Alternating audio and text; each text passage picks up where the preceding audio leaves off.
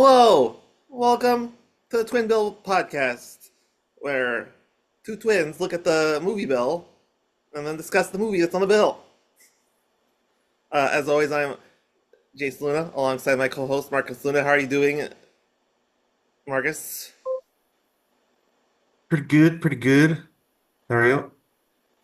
Uh, I just did a hilarious comedy short where I did a non-existent Tim Kaine impression about the shutdown. I thought came out pretty good actually, but yeah, check out TikTok/ Jason Luna 1vs 1100 listeners. Tim King for the kids. Yeah, he's the most famous of the senators who actually broke the line or whatever. Yeah, yeah. Chuck Schumer actually voted against the bill. But, yeah. Anyway, different podcast. Take a shirt out of that. This week we're talking about uh, almost a cultural touchstone in our family. I only say that because our father had the original Cheech and Chong albums on vinyl, or maybe his brothers did, but whatever. So always a strong connection to the Cheech and Chong cinematic universe. And this week we're talking about their most famous, arguably critically and commercially successful venture, Up in Smoke. So we're gonna start the show like we always do with a plot summary. We're doing a variation of what we did last week with Cabin Boy, where try to still go quickly, but try to cut yourself off under 10 words. So, Okay. do you care who goes first? Preference, choice. Why don't we do it this way where the person who picks the movie goes second? Because I'm gonna pretend it's a great honor to go first. And so Okay, so Seth didn't pick this movie, even though I'd seen it years before you did. I'll go first. This movie's weird to summarize, but here we go. Cut this out. Tommy Chong leaves home and his old parents. uh he hitchhikes with Cheech Marin's character and smoking and driving. After a set piece at a house party, they go. Dot, dot, dot.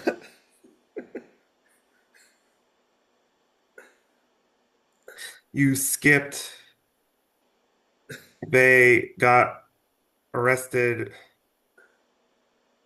and released on Judge Drunk. 10 words things bullshit. You doing a paragraph, but eventually Stacy Keach deports to Mexico. Man, this movie's hard. Made of weed.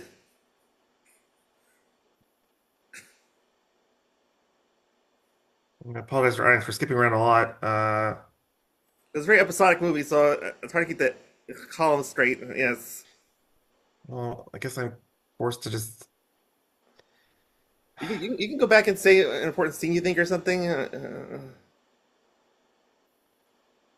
No, I think we'll just we'll talk about this 10 words format later. Well, some way could curtail what happened on Kevin Boy, but okay, yeah. Um,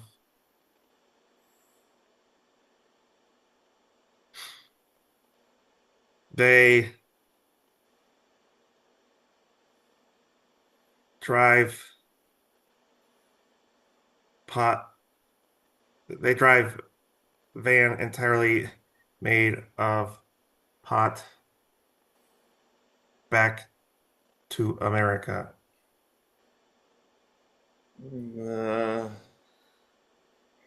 Sure, I'm forgetting something, but Battle of the Bands, Stacy Keach following them.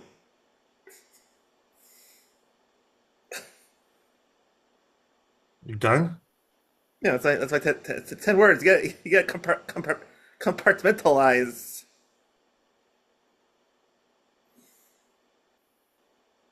Uh,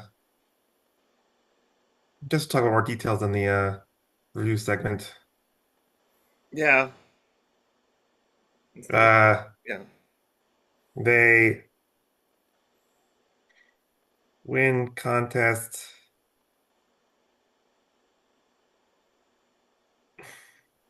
Cops get stoned, and essentially, movie ends. Yes, as we will get into our script reader slash movie review segment. This movie is very episodic in its plot flow. It's kind of like a proto SNL digital sketch in a way because it's sort of like Well, back up. Hiroto, what? what Hiroto SNL sketch? proto Oh, like early version of. I just misheard you. I It's also Hiroto Kurakami's. I don't know. I should make jokes about Japanese names. I don't have it. Whatever. Moving on. Cut that. So I'm gonna pull up the thing that I should have pulled up earlier. Oh man, I called script here, didn't I? Oh yeah, because I had to work over the weekend. Live podcasting. All right. Okay. So I have another rule that I'm sure you're not gonna like. Pretty basic. The film reader criteria. We each take turns going first on each thing. that's fine. Okay, better be fine because we're doing it. So, Drive to LA and smack you for talking like that. so that's for people who somehow listen to all of our other episodes religiously and didn't listen last week. We're using the quote unquote film reader criteria category list that a person is given a script to read, and we're kind of pretending that we're reading this movie as a script and just using it as a launching point for a discussion.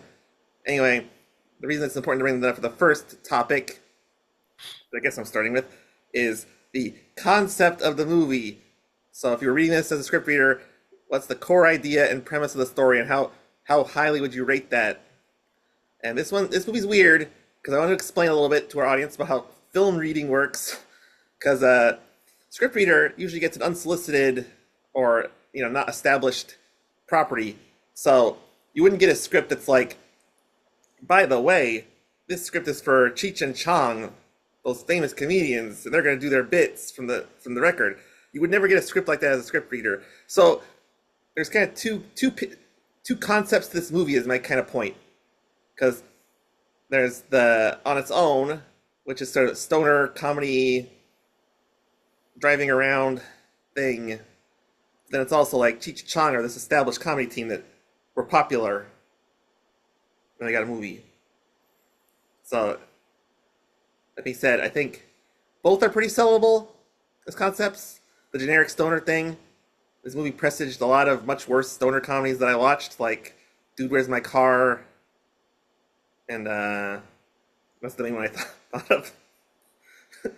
And also kind of pioneered a lot of the comedian vehicle thing. This is before Seinfeld, before.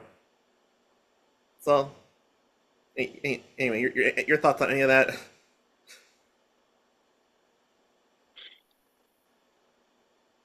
Yeah, this film does not, well, except for the cops. Yeah, I was gonna say that this film doesn't let any of the characters do anything without Cheech and Chong being there. But the cops are different. There's actually there's well, actually I think Cheech and Chong both separately pee on Stacy Keach's character.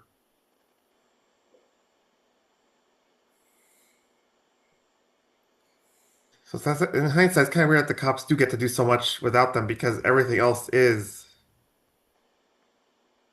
Cheech and Chong have to be involved Yeah, I mean, in yeah, pretty much anything else. So it really is a vehicle for them, like you said. I mean, it's kind of have to look at it that the director or whoever was like, "Oh, Stacy Keach is pretty funny, so we'll give him some scenes to basically yell at his cops or be super serious," and he was very good at it. Which Great with segues, in their lookout van, the zipper and it's like a cleaning man cartoon or something, and the guy has jeans in the cartoon, and his zipper is how they pull up and down to look through the van and do surveillance on what's happening around them. It's funny that the visual of them pulling on the zipper and looking, peeping through it. yeah. It's also just funny to see a relatively young Stacy Keach still sounds like himself, but getting angry. Yeah. Uh, so Marcus, you can start talking about this next uh, topic of film reader criteria: the characters, how well developed they are, and how believable they would be to a general audience. Short answer is not very and not at all. This is a very silly movie. Yeah, This is screwball, even more nonsensical than a lot of classic screwball comedies. yeah. I mean, to your point, I think the positives of the characters come a lot from the comedic archetypes. Like this movie reminded me a lot of like Laurel and Hardy or something, where Cheech is like overly talkative and tries to be a problem solver, and Tommy Chong is more deadpan and unspoken. There's a lot of like characters designed specifically for comedic value. Although still, again, it's mostly Cheech and Chong and the cops. Because I mean, the other characters fit the mold and stuff, but the other stoners didn't have the same sort of tempestuous moods that the leads did.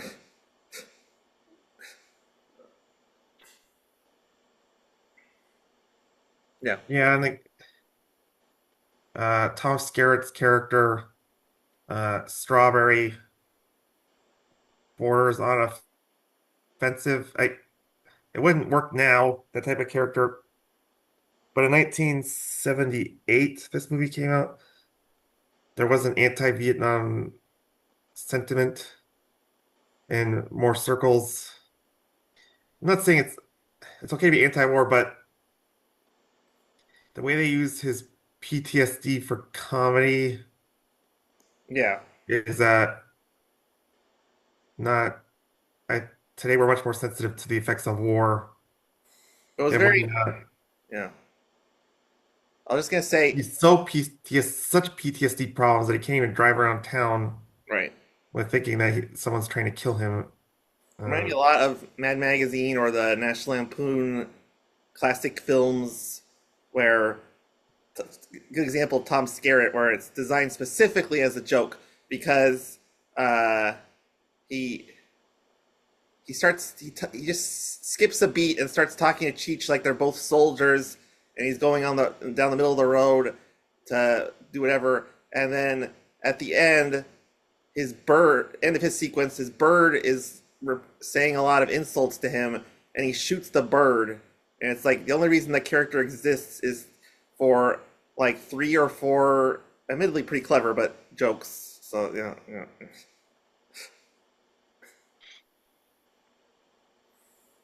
Yep. So the next topic, uh, the dialogue of the movie, how quality is the dialogue, and how natural are the conversations. I get a little hung up on natural because it is a comedy movie, so things have got to be a little lean towards silly and setups and how dumb the characters are and stuff. But this movie was surprisingly articulate. Like they explain a lot of the things to other characters slash the audience, like the whole almost monologue, but more just dialogue, where Cheech explains to his cousin, I think his cousin, is intentionally getting everyone deported for a wedding. It's like they do a really good job of like articulating a lot of the comedic stuff in a way that was both comprehensive enough to understand, but not like overly. So I found the dialogue pretty like amiable to listen to overall. Yeah, like you say, all the setups are so wacky that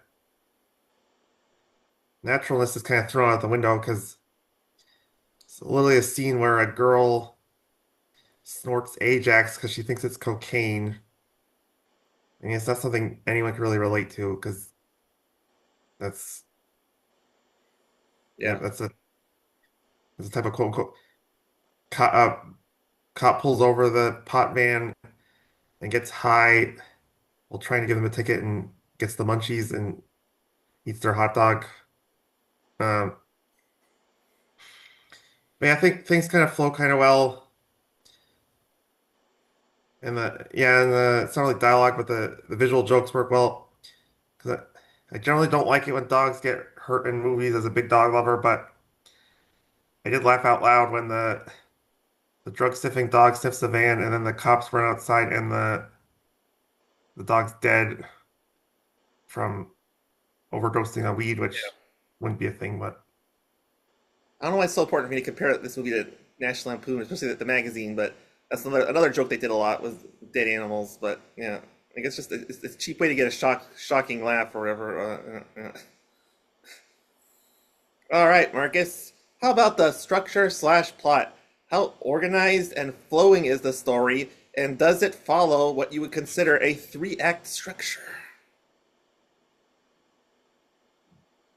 yes and no. Um, I don't think it follows three-act structure in a traditional sense Probably not. because to explain to our audience or in whatever is, and you probably know this too. Generally, the first act is the ordinary world before the unusual premise the movie's about happens. The second act is like uh, the thing happened and our characters reacting to it, and the third act is like, oh, they lost everything, but they're coming back in the end, and they're gonna face the ultimate challenge and either win or lose. This movie kind of starts right in the middle because even the ordinary world part makes no sense because as I mentioned in our very crazy 10-word review segment, the Tommy Chong's parents are Strother Martin and some white lady who are way older Edie, than Edie Adams, but yeah. he's way too old to be talking about going to Vietnam, and they're way too old to be his parents. And the scene's done in like 2 minutes. That's basically the ordinary world for Tommy Chong before the movie starts. Yeah, well, yes, it's the beginning for both of them. Cheech, I guess, being the father of those kids, they don't even really explain that. No, But yeah, in a lot of buddy movies, you have a scene where the characters meet, and that does happen. yeah, but But they get along very quickly. I think is your point, which I agree. It's unusual. well, right, but they don't know each other at the very beginning of the movie, and then they meet up. So that's that's something that kind of relates to a conventional story thing. That's what I'm Yeah, saying.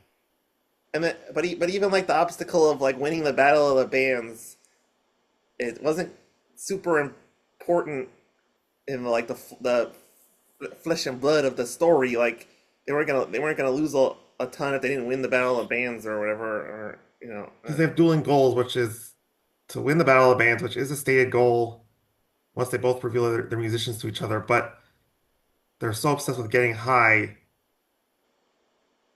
yeah. So that's why they're chasing drugs. in addition to I guess getting to you could argue that the it's not a full three act structure either, but it's very similar structure, maybe a stronger structure for Stacy Keach and the cops because uh, they get closer as the movie goes along to capturing Cheech and Chong, and then when they get accidentally high because they're at the battle of what is it? The van catches. Is it the van that gets them high? yes, there's exhaust from the van goes into the theater and gets the cops high at the end.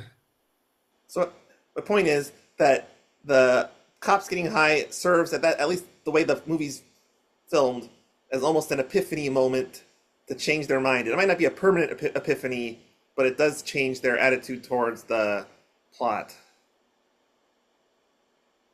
So there's that structure, I guess. So yeah, this movie did not feel out of control in terms of its plot. Like the Battle of the Bands really helped to heighten the tension, for lack of a better word, but it also didn't feel like the tightest structure. I think it's fair. Anywhere they're trying to go, there's not too much of a delay. Get they do get deported to Mexico. It's like that's a setback, but it doesn't take them that long. I mean, there is a to get to the pot van to drive out of Mexico. Right. And the fact that they get out of Mexico but also get a pot van is not traditional narrative structure either, because that's just sort of like kind of a random obstacle slash good thing for them. I don't know how you describe that, but The movie is less than 90 minutes. It's like an hour 20 something. And it kind of feels that way the whole time. yeah. So on a related note, I'll start this one.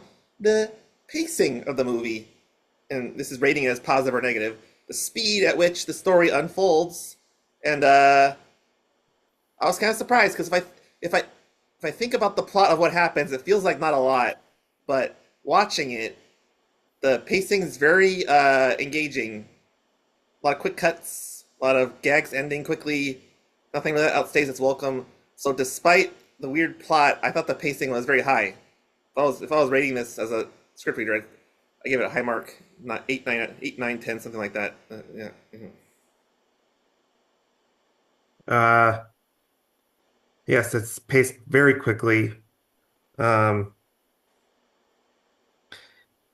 which is probably a good thing because, if I had thought these little detours they went on with Tom Skerritt's character, uh, they have a little band practice, uh, and the trip to Mexico, and the pot band businessmen, and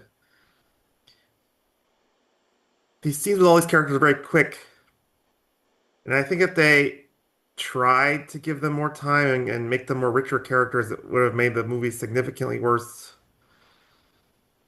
So the pace that they chose was the only way the movie could have worked. 'Cause I think it does ultimately work, and I did like the movie.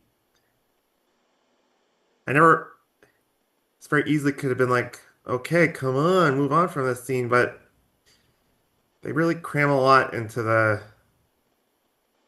hour 26. That's what Wikipedia says. Yeah. So it's very, very good pace. And it's the only way I feel like they could have this movie. I'm glad they chose it that way. Because they didn't do the typical thing, which a lot of movies would do, which is Stacy Keach arrests them at the halfway point, and then we get scenes of like each of them in a jail cell or something, being like, "Oh, I made so many mistakes." And, they really, this movie did not want to dwell on the quote unquote ramifications of the world or whatever. Or the romantic comedy thing. Well, wouldn't obviously be a romantic thing, but Cheech and Chong, for whatever reason, hate each other, and then Cheech has to win Chong back, or vice versa. Yeah, and they not that they really they could have gone there because they had the matching girlfriends or whatever. Cheech was hanging out with the blonde with the big boobs, and then Chong was hanging out with a very funny character, that mousy lady who talked a lot. Jade East. Yeah, but they didn't play. They could have played that off where they got separated by love or whatever, but they kind of just moved past that. Yeah. All right, Marcus, what do you think about the tone of this movie, overall mood, and how the script, or I guess movie, feels?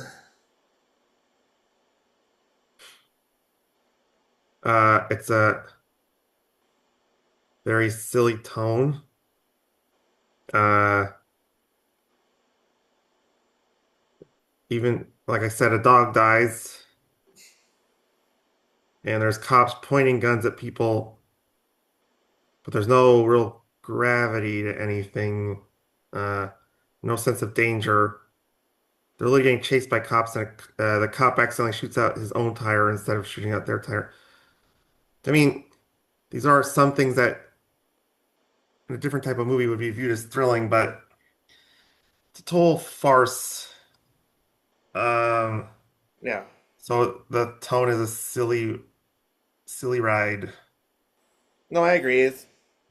It's probably even less Hollywoodized than these examples, but I get a lot of a vibe of like an Animal House or a Caddyshack, which is written by a, again, writer from the National Lampoon. But because it's just like scenes that are there solely to set up a joke, and then when the joke ends, the scene ends, and then they sort of sprinkle in characters on top, but the movie's just like propulsive, joke to joke to joke.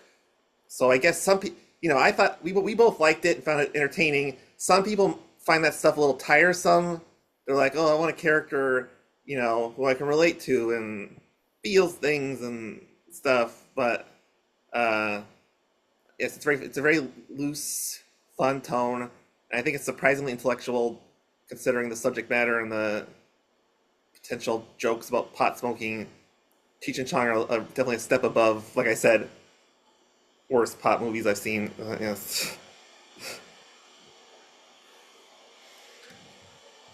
All right, my turn. Originality. How unique and fresh the story feels.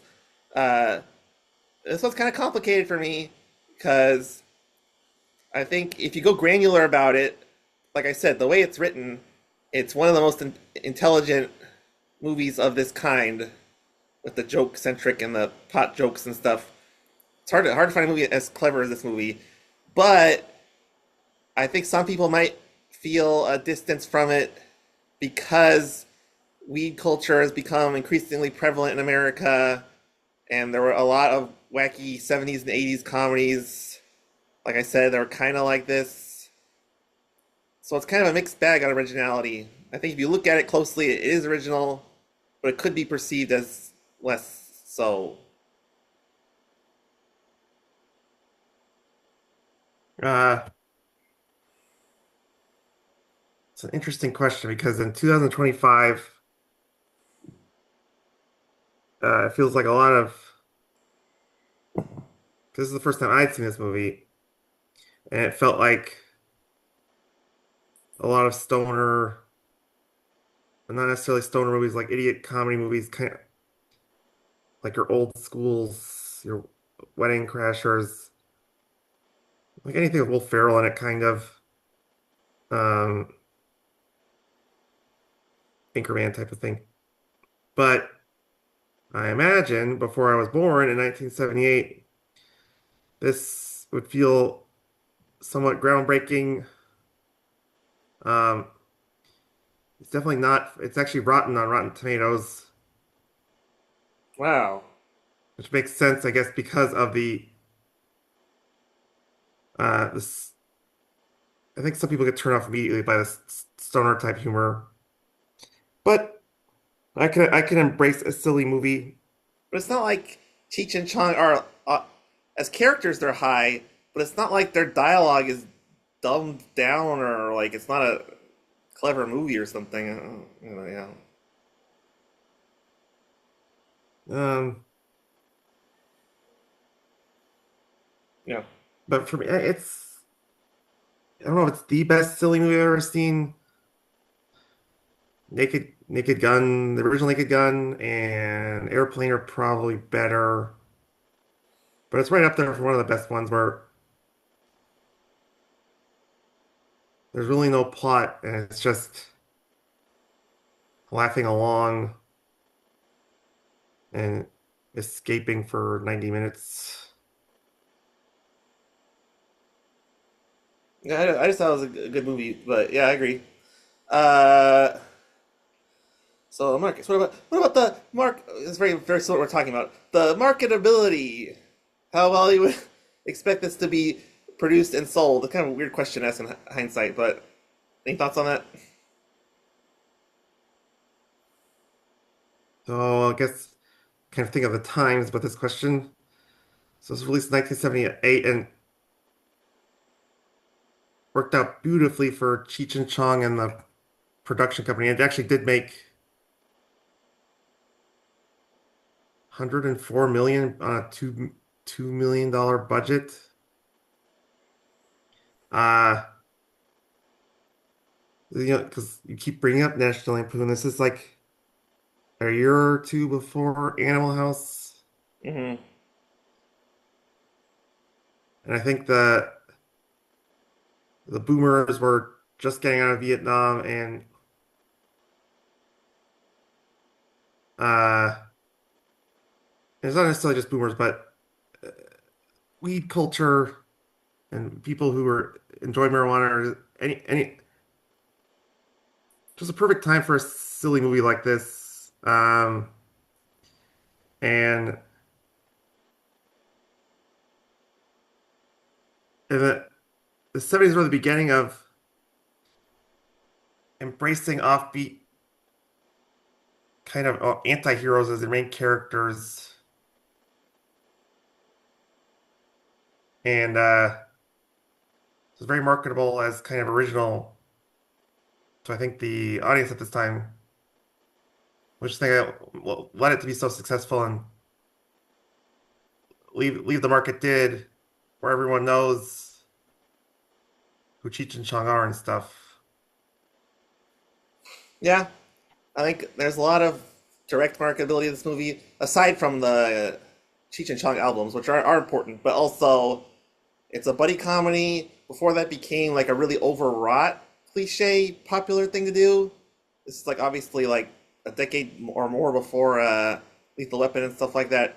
Uh, and also the very iconic looks to the characters, very distinct. Cheech's mustache and beanie and suspenders and all that. And yeah, I think the fact that it is funny and you could show a commercial during a trailer or whatever, I think reading a script that would come off very quick, very easily that this is a good movie to pursue as a project. So my turn and the last one on this list. Uh, Conflict, the presence of a central struggle or tension. This movie's also weird for that because it almost feels like there's none, but there kind of is. Because this movie still makes a point of saying getting caught doing drugs is bad, and Stacy Keach is coming to arrest everyone. He's just very clumsy about it in a different room, and so there's tension that way. But there's not much. Like I said, they sort of almost intentionally underplayed the tension of the battle of the bands and stuff. So I didn't feel like this movie was like completely tensionless. Like it's not a nonstop barrage of SNL sketches with no connectivity, but it also wasn't the most conflict ridden. Probably fairly low on the list, honestly. Yeah. I agree. Uh, while they are getting chased by Stacy Keach and his group of cops, it's just like two different Known caller. comedic characters. Um, yeah, and you're not really. I was not really scared that they would get caught, and I kind of got the feeling they wouldn't, and they ended up not getting, and they ended up being right, and they not happening. So, and other than that, I mean, they're trying to win Battle of the Bands, so I guess you could say there's a conflict of what happens when they lose, but there is no setup of if they lose, they're going to lose their house or their style of living or anything. It's just, Yeah.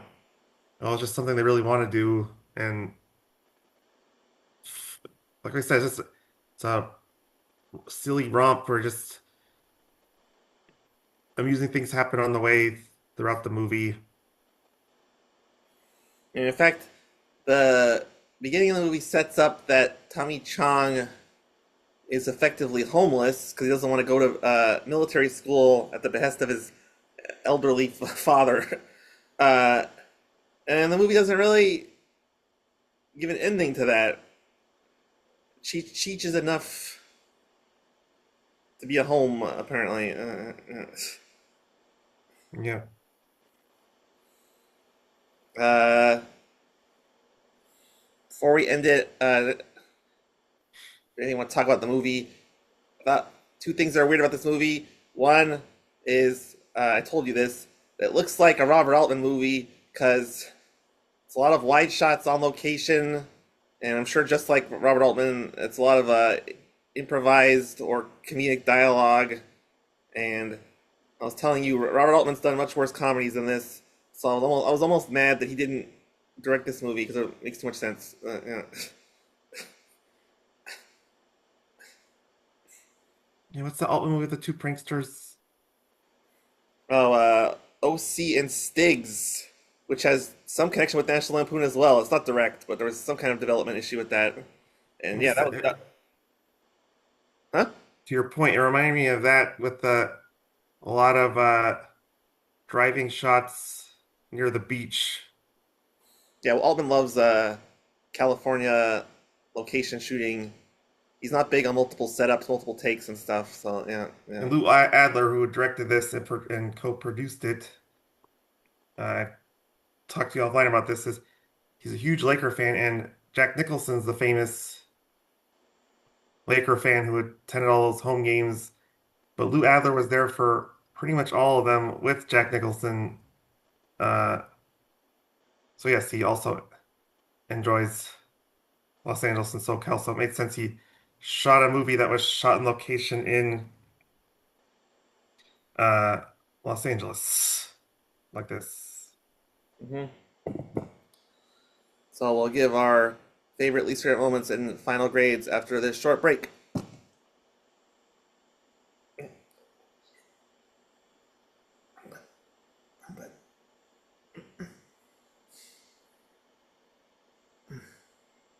Okay. Hello, it's time for that resolution-y thing we do where we talk about our what we did, we liked, we didn't like, and a short encapsulation of our review score. I'll go first. What I liked about this movie, I mentioned it in our group chat or whatever. I loved the musical direction of this movie, if you call it that. Uh, Two legendary, as far as I'm concerned, original songs in this movie. The titular "Up in Smoke" is one of the greatest comedic country western ballad things ever, and then the punk song that they wrote for Cheech and Chong, the "Earache My Eye," da-da-da, da-da-da, da-da-da, da-da-da, good stuff. And they picked a lot of really good popular music for interstitials and stuff. So it was a joy to listen to, and it reminded me how multifaceted of a group they were. Um, Least favorite thing, because I have to pick something. Could mention the meandering plot in parts, but I would have liked a little more committed elevation of the female characters. I could see what they were doing and making Cheech and Chong their own sort of thing. But like I mentioned, I thought that girl was really funny, who was Cheech's alleged girlfriend. Not really, just sort of a circumstance, but having more of a stronger female presence in the movie could only elevate what is already an excellent film. This is a must-watch. Like I mentioned, kind of a hidden gem because it looks like a stoner movie in today's visage. But I highly recommend it. I'll give it a very hearty recommend it 8 out of 10. Very similar. I will also kind of copy you with the music, but more specifically the assorted punk music. Because they do a montage of the beginning acts of the at the festival, and it's of several other bands, including one I've listened to and liked before called the Dills, Dils. If you want to give them a listen on Spotify or something. Uh, it's kind of in a way, it's like I don't know, mainstream comedy is like, bear with me, is like the Beatles, and then this is kind of like a punk rock comedy. I mean, it's not comedy about punk rock, but it's sillier and much more offbeat. Least favorite thing, I'll pick something else too, but it's pretty gross in the very beginning. When Cheech steps in the cereal, stepping in milk, a bowl of milk, a little gross. What else didn't I like? It's harder than I thought.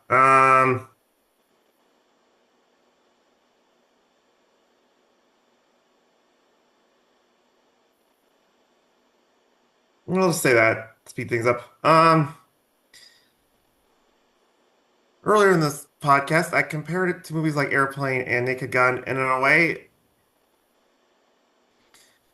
because those movies, they kind of break the fourth wall. I don't know if it's breaking the fourth wall, but it's out of nowhere, like doesn't make sense type of silly, which is still funny. But I kind of like the road trip aspect of this while still being silly. So it's telling a more linear story, even though it is really just getting high and getting to a battle of bands with relatively no stress compared to other films. It's and I the open the very opening of the movie with the credits with playing Lowrider is excellent. Lowrider is one of the greatest songs of all time, so that certainly helps. By the band War, if you're looking for it on your Spotify. Yeah. Um, it's peak 70s offbeat comedy. I agree with you, it's a must watch. I don't know if I liked it more than you did, but I think eight's a little too low, so I'll give it a nine. Yeah, it wasn't to knock it. I feel like a lot of movies end up giving them either a one or zero or a 10. So I was like, I mean, it's just a difficult balance. But anyway, that concludes our review of Up in Smoke. You could say the review is Up in Smoke, uh, but you'd be wrong, right? So let's talk about next week's episode. In one of our off-camera conversations, I was kind of surprised Marcus had not seen this movie. I thought I'd seen it with him, but that's a different story. But because it's very topical, because a trailer for the second movie just dropped, and I want to talk about that too. And I want to talk about my projections and what I read about the future of the titular video game franchise. So even though I don't think you're gonna like it that much, and we'll have something to talk about at least. Illumination's Super Mario Brothers movie with a discussion of the Nintendo Direct / trailer for Super Mario's Galaxy movie. Exciting. Well, for me, when I told you to see that movie, it wasn't because I was like, oh man, I can't believe I haven't seen that. I wish I'd Yeah. seen that. No, I think what happened was you decided not to watch it because you're like, we might have a podcast that doesn't exist yet in the future, and I really want to talk about it on that. So, but we could talk about more for the audience than for you, but the historical consequence of animation and how Illumination is not good, and the movie's not terrible, but it's also not good. So we can talk about that. So, Yeah. was that well? Okay, I Won't be don't know. that bad. Fine. It's just I was gonna say it's that or whatever, but whatever movie I said otherwise, you'd be like, oh, I'd rather watch that. So what? It's I don't know if it's short. At least it's insanely watchable. It's like made for babies. Yeah. Anyway, we'll discuss it further with more next week, and we'll fix that 10-word rule by then. Next week on Twin Bill. see you, everyone. Take care. Yeah, we'll see you before Happy, then. But happy Thanksgiving. Jesus Christ.